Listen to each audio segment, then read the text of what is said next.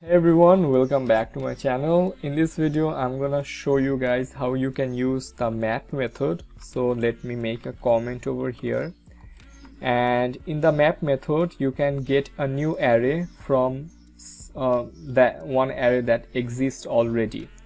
So let's just make one array and name that array1, and here I just have couple of numbers 4, 5, 6, 7, 8, 9, 10.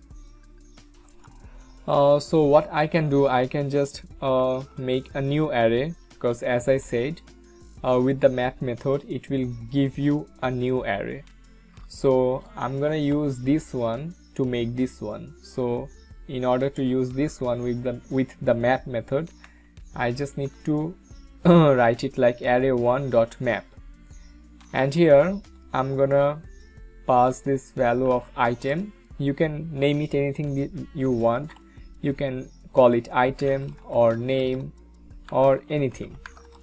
So I'm just gonna call it anything, and you have to write it like this, then this curly braces. And I want this array to return another array that has the multiplication of 3 of these items. So I'm gonna just write return, and I'm gonna take anything, because anything is what I have over here, and I'm gonna multiply that by 3. So what this will do, this will take anything, and anything is all these individual items, and it will multiply all these individual items by 3. So it will multiply 3 times 1, then 3 times 2, so it will be 3, 6, 9, 12, 15 and so on. So if I just save this, I'm gonna have to console log this as well. So console log array2. If I just hit save, you can see we got this value 3, 6, 9, 12, 15, 18 and so on. So you can do all sort of cool stuff, like if you have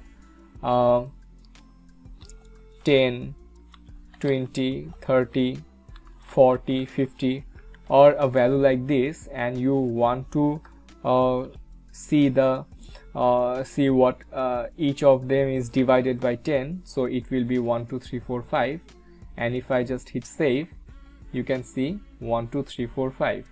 So what map method does, it will give you a new array using the old one. So you can just simplify this stuff as well. This is very simple. I'm doing nothing, actually just returning the value and doing some math operation with it. So you can just keep it in one line. So in order to do that, you can just remove this one. You can remove this one as well. So I can remove this one, and you can just write it like this, and it will do the same stuff. So if I just hit save, we can see 1, 2, 3, 4, 5.